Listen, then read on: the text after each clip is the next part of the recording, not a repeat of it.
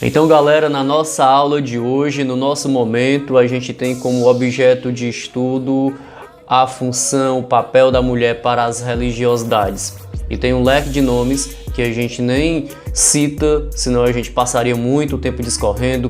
E aí vem nomes femininos como Lilith, como Eva, como Maria, como Sara, como Hagar, enfim, inúmeras possibilidades da função, do papel da mulher dentro da historiografia das religiosidades. Porém, a gente inicia com um questionamento. E o questionamento seria: como a mulher influencia na história das religiões? E será que essas mesmas mulheres, hoje representadas por inúmeras outras, possuem direitos iguais? São vistas como igualitárias? São vistas por todos, por uma sociedade conservadora e até machista, como subalternas, como objetos, como brinquedos ou como pé de igualdade? Então, é com esse tipo de questionamento que a gente inicia a nossa aula de agora.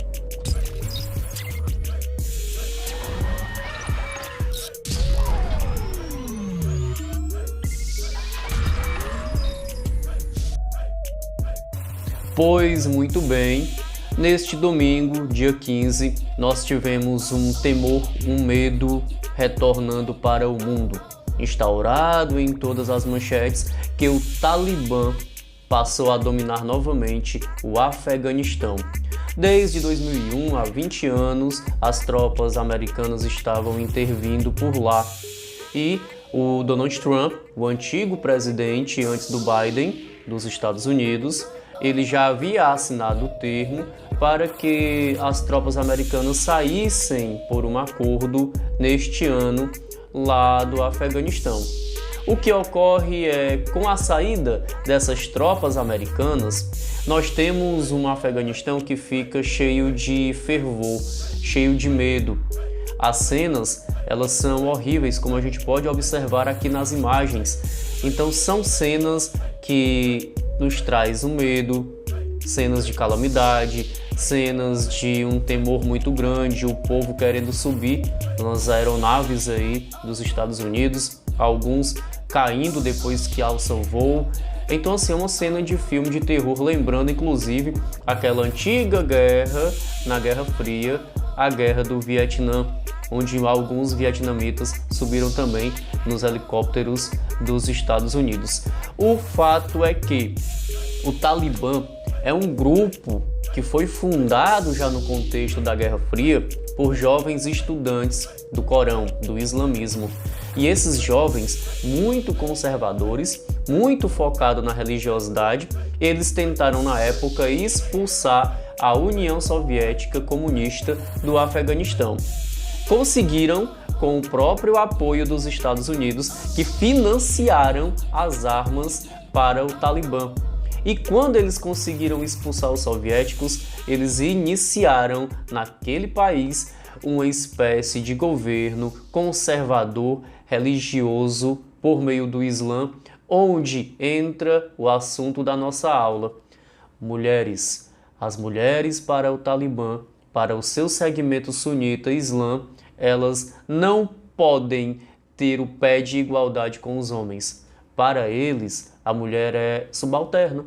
E a crença islâmica antiga dizia isso, que a mulher ela deveria ser submissa, deveria obedecer e teria deficiências em relação ao homem, que a mulher nunca seria completa como o homem. A crença islâmica, transcendendo para o Talibã, nos mostra isso. Para o antigo governo do Talibã, até 2001, as mulheres só poderiam estudar até os 12 anos de idade. Veja bem, até os 12 anos de idade. Depois disso, nem trabalho, nem estudo. Se a mulher sai, ela tem que usar a burca, uma vestimenta que passa a deixar todo o corpo coberto.